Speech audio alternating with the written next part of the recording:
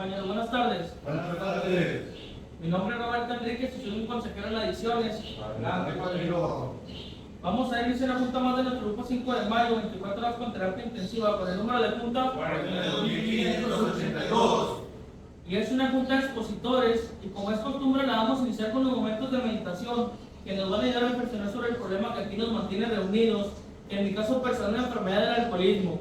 El que guste acompañarme que lo haga y el que no que guarde silencio. Con el sonido de la campana comenzamos y con el ritmo regresamos. Yo les echo humildad para que mediten, compañeros.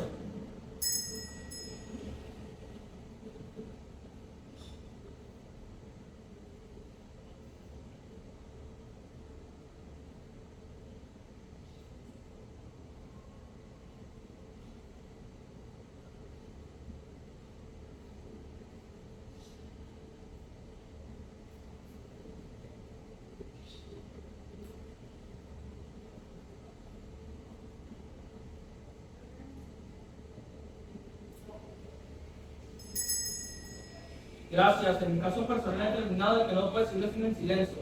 Enseguida voy a leer para ustedes y para mí el anuncio de nuestra agrupación que su letra dice: Alcohólicos Anónimos es una agrupación de hombres y mujeres que comparten su mutua experiencia, fortaleza y esperanza para resolver su problema común y ayudar a otros a recuperarse del alcoholismo. El único requisito para ser miembro de AA es el deseo de dejar la bebida. Para ser miembro de AA no se pagan honorarios ni cuotas. Nos mantenemos con nuestras propias contribuciones. AA no está afiliado a ninguna secta, religión, partido político, organización o institución alguna. No desea intervenir en controversias, no respalda ni se opone a ninguna causa. Nuestro objetivo primordial es mantenernos sobrios y ayudar a los alcohólicos a alcanzar el estado de sobriedad. Ese fue el enunciado, compañeros. Gracias. Enseguida vamos a dar lectura al pensamiento, meditación y oración del día con fecha 5 de agosto del año en curso. 5 de agosto, pensamiento del día. En AA ofrecemos un programa espiritual. La base fundamental es AA. Es la creencia en algún poder superior a nosotros. Esta creencia hace que el individuo siga sintiéndose el centro del universo y le permite transferir sus problemas a alguien, poder fuera de él. Acude a este poder en busca de la fortaleza que necesita para adquirir y conservar la sobriedad. Pone en manos de Dios su problema de la bebida y en ella lo deja.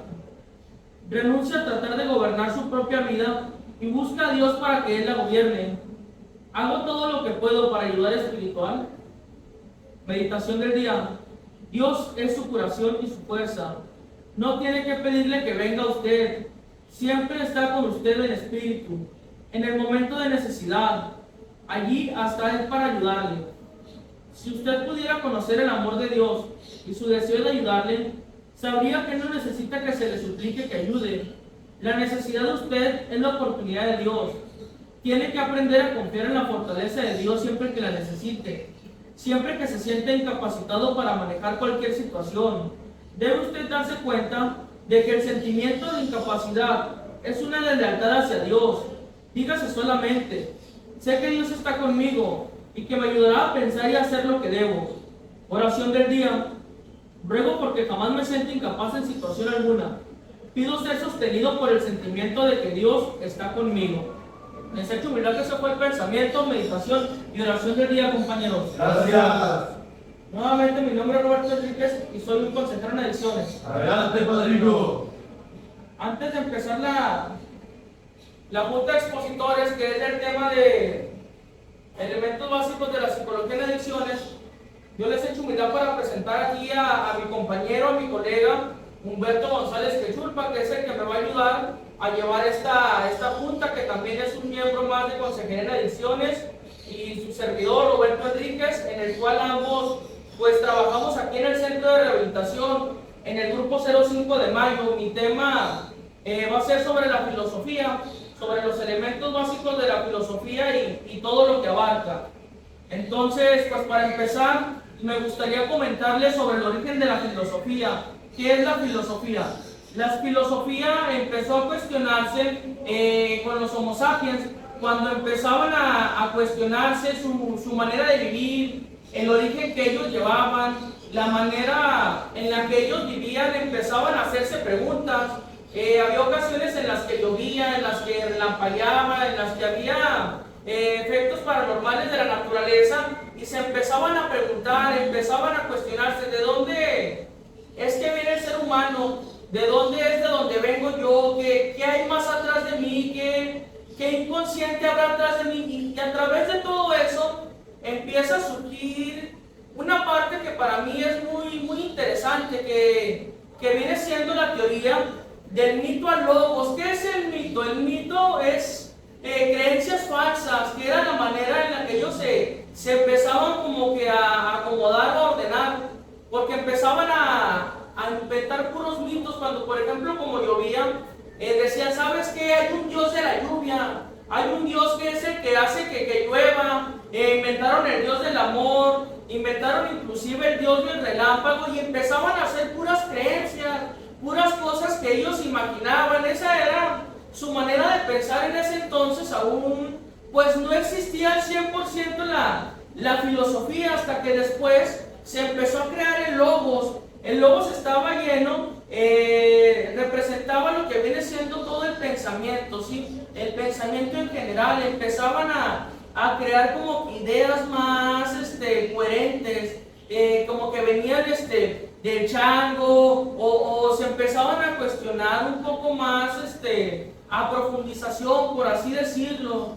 Ya después de eso empezaron como que a cuestionarse un poco más, ¿sí?, las explicaciones míticas, a buscar respuestas relacionadas sobre la vida, sobre el universo, inclusive sobre las conductas humanas que uno tenía. Y muchas personas pensarán, bueno, ¿y para qué me sirve la filosofía?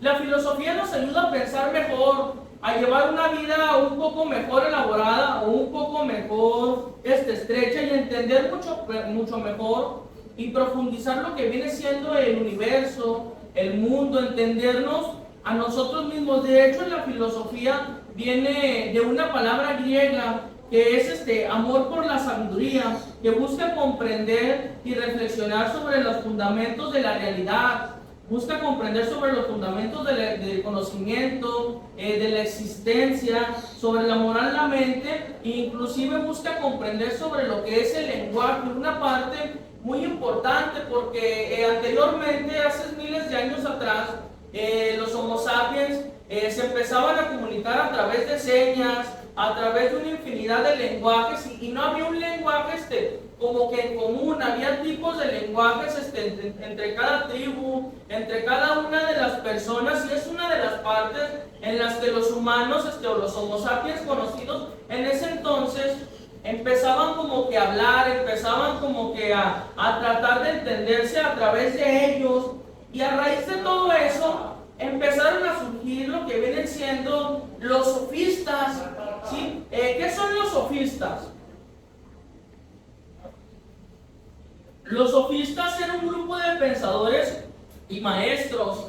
No tenían escuela, eran viajeros, y muchas de las veces los sofistas se les hacía conocer como unos falsos filósofos, como unos falsos sabios. Su deber y su trabajo de ellos era el andar en busca de pueblo en pueblo en la antigua Grecia, buscando personas con dinero para darles clases, para empezar a enseñarles un poco de lo que era la filosofía, aunque muchas de las veces sus fundamentos o sus creencias que ellos tenían no eran ciertas. Hacían todo lo posible con hacer creer a la gente, de convencerlos de lo que ellos decían era la verdad, con tal de cobrar, con tal de agarrar una moneda. Muchas de las veces ellos pues mentían, decían falsas creencias, y así iban de pueblo en pueblo, de ciudad en ciudad, conquistando a los gente que tiene dinero para darle escuela a sus hijos en lugares públicos, porque ni siquiera tenían un lugar como que establecido, un lugar ahí fijo, ¿no? O sea, ellos se la pasaban pagando de lugar en lugar. Y esa parte fue como que cayendo un poco, porque después de ahí empezaron a salir los filósofos presocráticos. ¿Por qué los filósofos presocráticos? Porque fueron filósofos antes de Sócrates. Ellos empezaban a construir un poco más sobre la filosofía, a tratar como de entender un poco más sobre la parte del universo, la parte inclusive de lo espiritual en ocasiones, y hubo varios filósofos que dieron muy buenas aportaciones, que empezaban a concluir entre ellos mismos como que pequeños granitos de arena y se empezaban a entender sobre lo que había o lo que eran ellos. Muchos presocráticos fueron como por ejemplo Tales de Mileto, que fue el primer filósofo conocido, que él pensaba que el agua era el principio de todas las cosas, que con el agua se podría generar materia, que con el agua podríamos crear muchas y millones de cosas,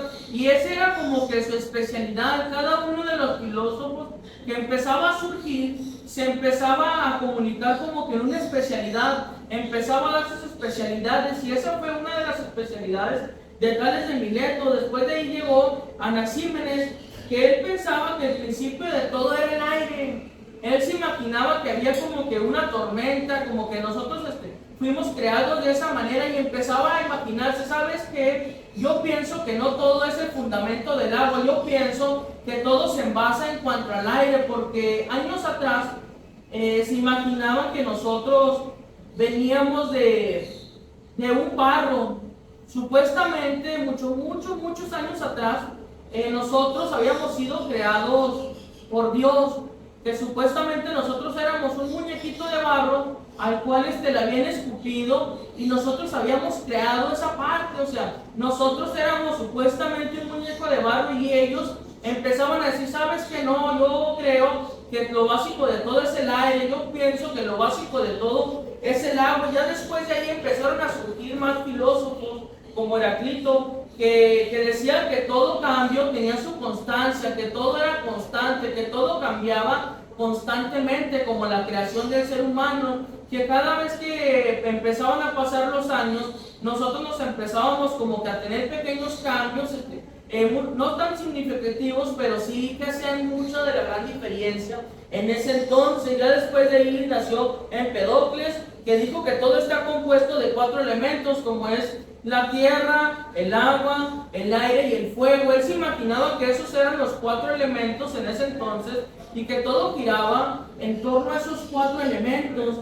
Ya después salió lo que viene siendo filósofos después de los presocráticos, que ya empezaron a ser pues filósofos un poco más estudiados, filósofos que le dedicaban un poco más de su inteligencia o de su vida a lo que viene siendo la filosofía, como lo fue Sócrates, que su especialidad fue hablar sobre el autoconocimiento. ¿Qué es el autoconocimiento? El hacer ¿qué es lo que eres tú? ¿De dónde vienes? El empezar a ver sus cambios, sus actitudes, la manera en la que vivían pues los seres humanos. Ya después de ahí nació Platón, que fue el fundador de una escuela. La escuela se llamaba la Escuela de Atenas. Fue la primera escuela creada en esos años. En la antigua Grecia esa fue la primera escuela que se creó. Fue la primera escuela en la que empezaron a impartir clases totalmente gratuitas. Ya no eran como los sofistas que cobraban, no.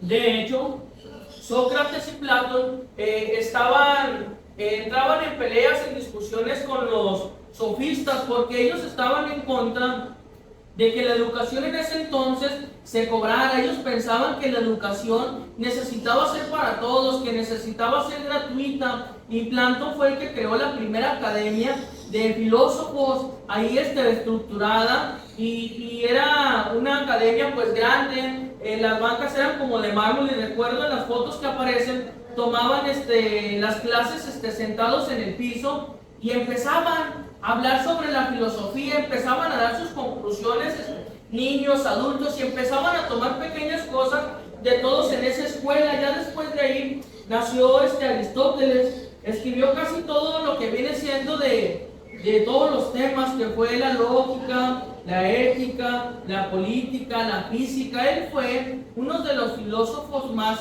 como reconocidos, porque fue un filósofo en el cual no fue como los demás, que se especializaban en el aire, que se especializaban en el agua, que se especializaban en algo. No, él quiso como que abarcar todo. Él empezó a especializar todo, y todo esto hizo que los filósofos empezaran como que a dar más puntos de vista. Empezaba a ver en ese entonces gente pues un poco más interesada sobre los temas, gente que se empezaba como que a interesar, y ya después de ellos salió el enigmáticos, que fue como vivir feliz y llevar una vida plena. Él fue uno de los filósofos que nos enseñó a vivir una vida plena, útil y feliz. Él se especializaba un poco más en esa parte, en cómo en ese entonces los humanos pues podían en ocasiones llevar una vida un poco más feliz, a pesar de en ese entonces pues que había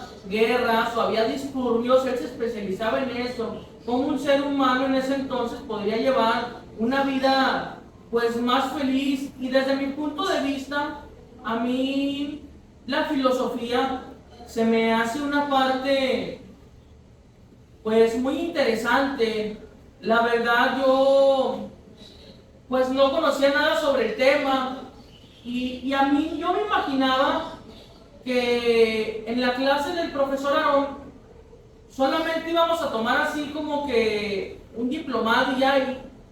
Y cuando empecé a ver más sobre el significado, desde dónde venimos, desde las raíces, todo lo que se ha tenido que pasar para llegar a nosotros, que nosotros somos la creación del Homo sapiens sapiens, que en realidad no somos seres humanos, que en realidad venimos de un mono y somos ya llamados nosotros la nueva generación que viene siendo el Homo sapiens sapiens. Y a mí se me hace una parte muy interesante todo eso, lo que viene siendo el poder de la palabra, y cómo todo ha cambiado a través de los años, cómo se ha ido perdiendo la costumbre de la filosofía, del filosofar, la costumbre de la palabra, inclusive la costumbre del empezar a escuchar, que en ese entonces estaba muy marcada, que los seres humanos escuchaban con atención, que aprendían, que se interesaban en saber más sobre nosotros mismos. Y cómo el día de hoy ya no hay esa parte, cómo el día de hoy todo eso se ha perdido, el filosofar, el aprender más sobre uno mismo y de dónde venimos.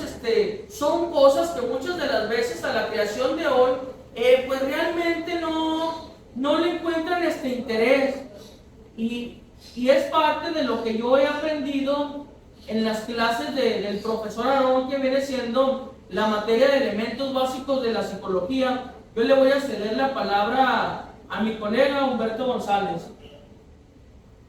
Gracias, compañero. Bueno, adelante, compañero. Buenas tardes. Soy Humberto y también soy consejero de ediciones. Trabajo en este centro de educación. Bueno, yo ya estaba escuchando el tema que estaba dando mi compañero Roberto, y es un tema muy interesante. Bueno, a mí hay cosas que el día de hoy se me han hecho interesantes, como que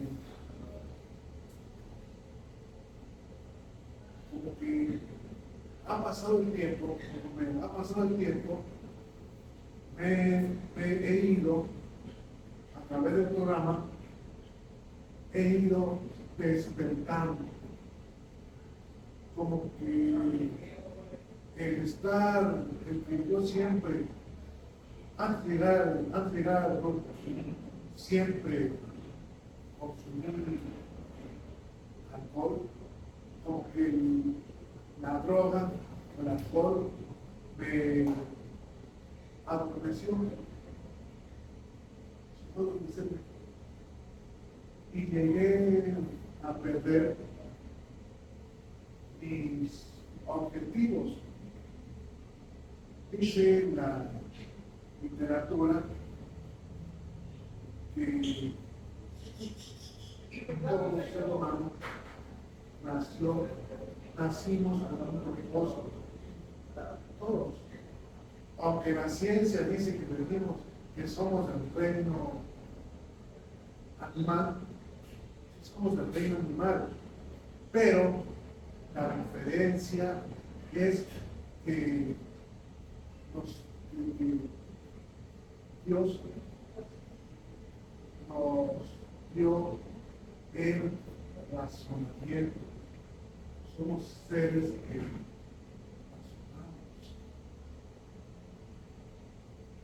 Y eso siempre me llevó a preguntarme, ¿qué estoy haciendo aquí?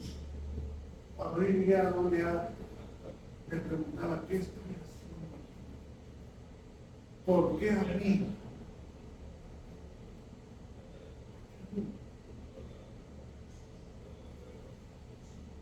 Yo no podía entender qué estaba yo haciendo sentado, escuchando a los demás compañeros.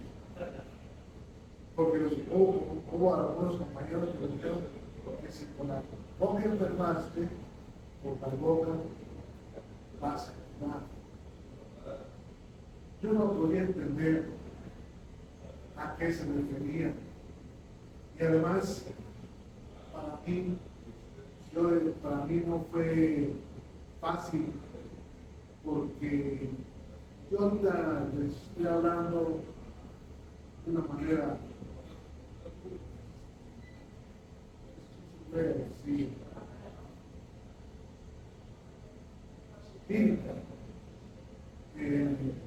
fluida, les puedo hablar con fluidez, pero yo, aparte de mi manera de ver, yo tenía un problema muy notorio. Yo no podía hablar, Yo llegué con un problema de yo tartamudeaba mucho. Más tartamudeaba cuando me sentía nerviosa. Y eso fue a raíz de un trauma que yo tuve desde niño. Casi la mayoría de los que estamos aquí, llamamos a una, estamos con un problema. Uno de mis problemas es que yo traía una herida espiritual. Yo vengo de una familia disfuncional. Yo fui un niño rechazado, abandonado. Entonces, yo siempre he buscado la aprobación de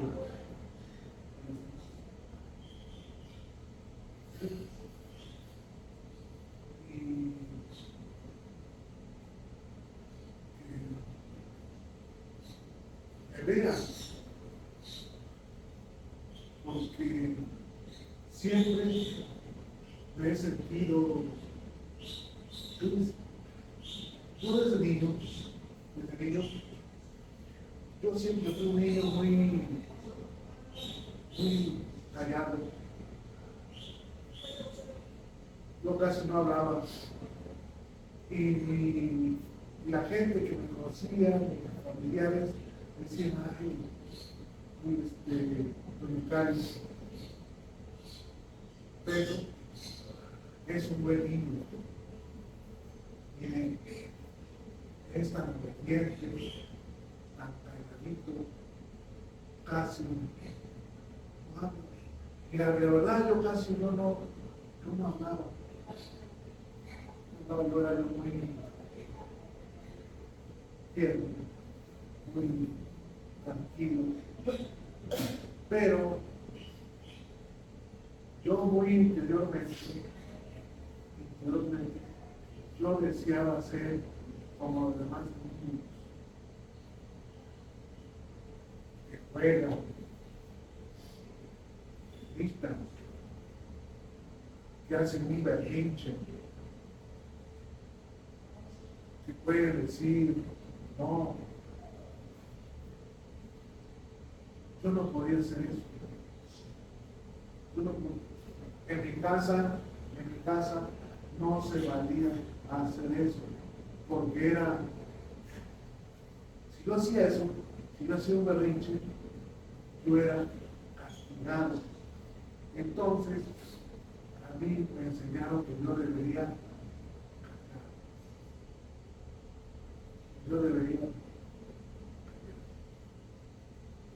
eso lo aprendí.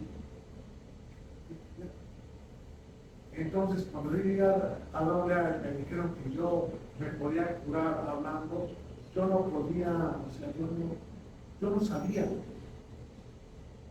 Yo no sabía expresar mis emociones.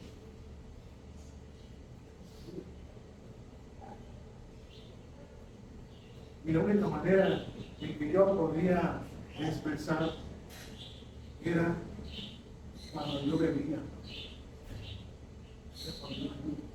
Es por eso que se dice que cuando una persona tiene problemas, cuando hay un adicto en la familia, es un síntoma. Eso quiere decir que ese que se está bebiendo es porque tiene problemas. No es porque sea un loco, no es porque sea un vicioso. Esa persona que está drogándose es porque tiene problemas con su personalidad.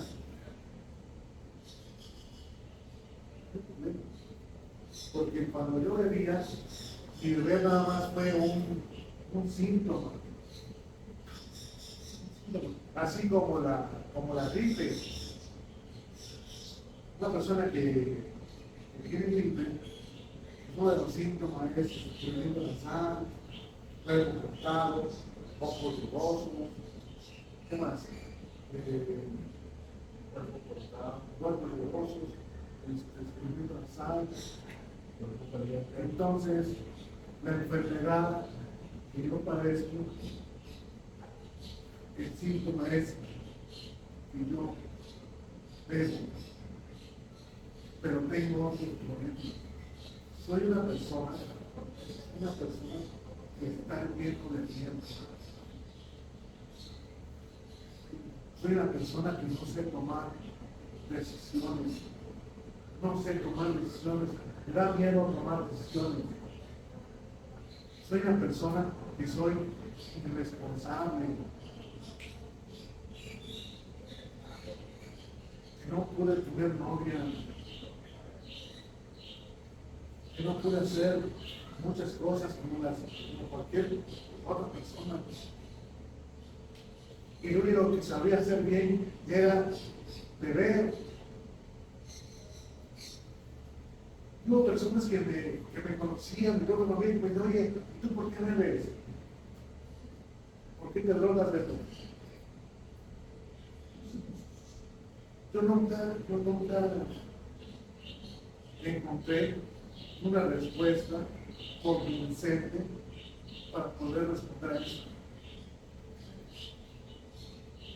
Tal vez pasando por mi mente, tal vez yo veo porque me gusta, porque es una herencia, toda mi familia bebe. Es para ellos llegan a pensar, o sea, a lo mejor estoy embrujado, por eso veo, porque estoy embrujado. Tenía yo desconocimiento del por qué bebía. Si usted yo le diga a preguntar por qué beben, ¿cómo le van a decir? ¿Saben ustedes por qué beben?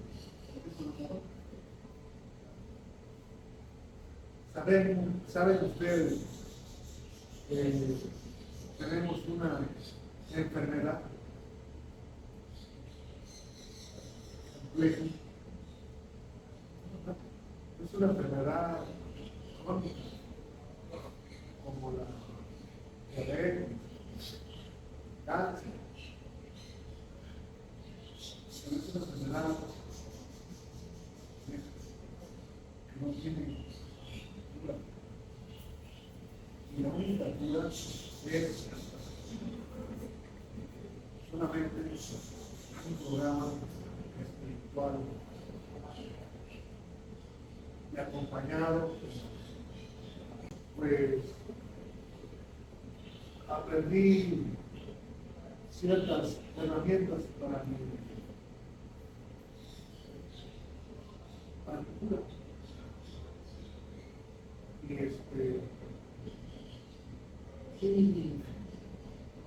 eso fue gracias al programa que está compuesto por la medicina, por religión y por la psicología. Entonces, me di cuenta en nuestra literatura dice que el alcohol nos ha arrancado las facultades de la resistencia para resistir a sus hermanos. O sea, pues, dice que nos arrancó las facultades de la voluntad para resistir a sus hermanos. Eso yo lo estudié. Entonces, yo entendí que lo primero que me arrancó el alcohol fue la resistencia.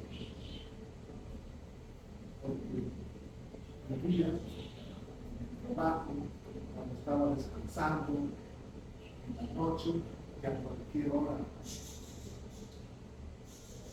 No tenía resistencia. Me arrancó la facultad de la memoria. Hacía promesas, pero se me olvidan, siempre se me olvidó. Nunca las pude cumplir. Siempre me han pasado cosas, siempre he cometido los mismos errores, porque no tengo memoria, porque el alcohol de la facultad de la memoria, esa facultad de la memoria, el alcohol me arrancó. Otra facultad que el alcohol me arrancó fue la facultad de la meditación. Siempre presumí que soy valiente.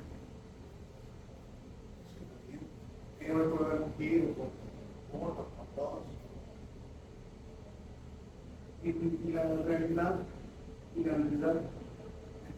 que siempre he sido cobarde.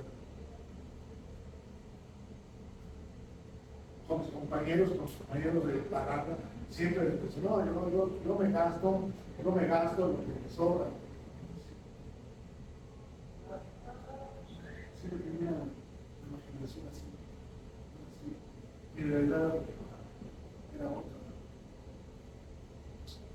Entonces yo no era nadie.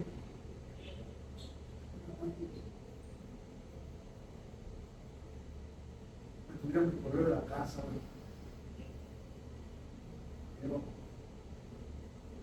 Era descuidado.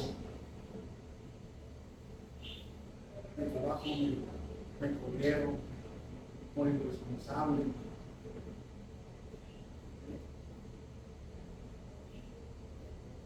Tuve que andar pidiendo la moneda. Entonces, ¿dónde quedó mi descuidado? Me quedó un verbo.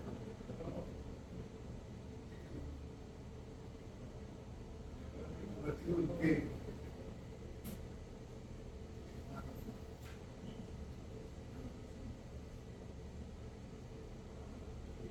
Ser humano había sido un fracaso.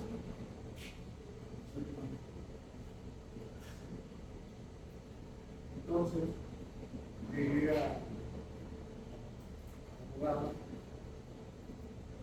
empecé a darme cuenta de esas cosas. Empecé a despertar. Empecé a despertar. Estaba yo conmigo. Y fue a través de escuchar.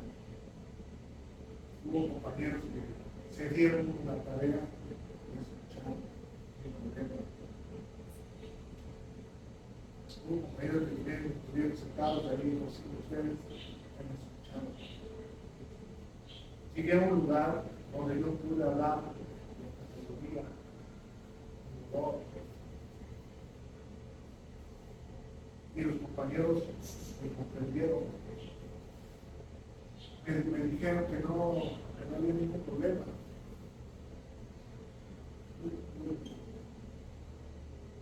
Que mi problema tenía solución.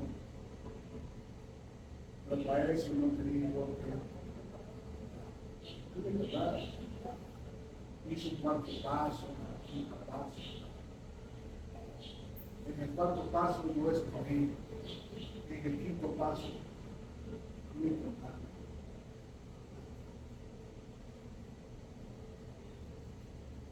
Lo que me encontré en eso fue que me sentí integrado, volví a ser integrado, volví a recuperar mi identidad, mi persona. ¿Me encontré? Ya soy alguien. Decía el profesor, ¿no? Somos alguien. Soy alguien. Soy un consejero. Actualmente estoy estudiando psicología. Próximamente voy a ser psicólogo. Soy alguien. Pero para eso tuve que para eso fue un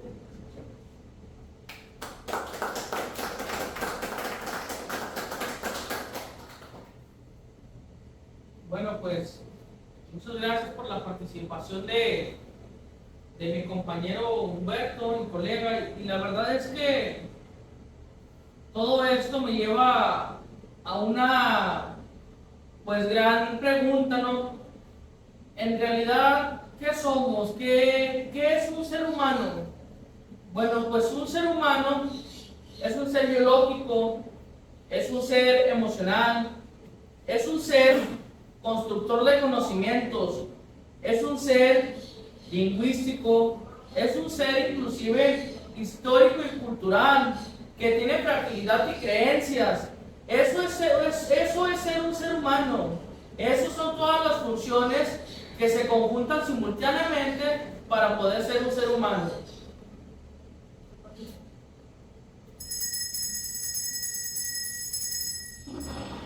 Compañeros, vamos a dar por terminada esta junta que salió con un poder superior que hizo no como yo haya querido, agradeciendo la conciencia del responsable de la guardia que me haya regalado este servicio, que es para mi propia recuperación. No olviden que no es el tiempo de tradición obligatoria, pero sí necesaria. Yo les echo humildad que me acompañe con las oraciones de costumbre, que a su voz y letra dicen: Yo conserve la serenidad para aceptar las cosas que no podemos cambiar, valor para cambiar las que podemos y sabiduría para conocer la diferencia. Yo soy responsable cuando cualquiera, donde quiera, extienda su mano pidiendo ayuda. Quiero que la mano de doble A siempre esté ahí, por eso yo soy responsable.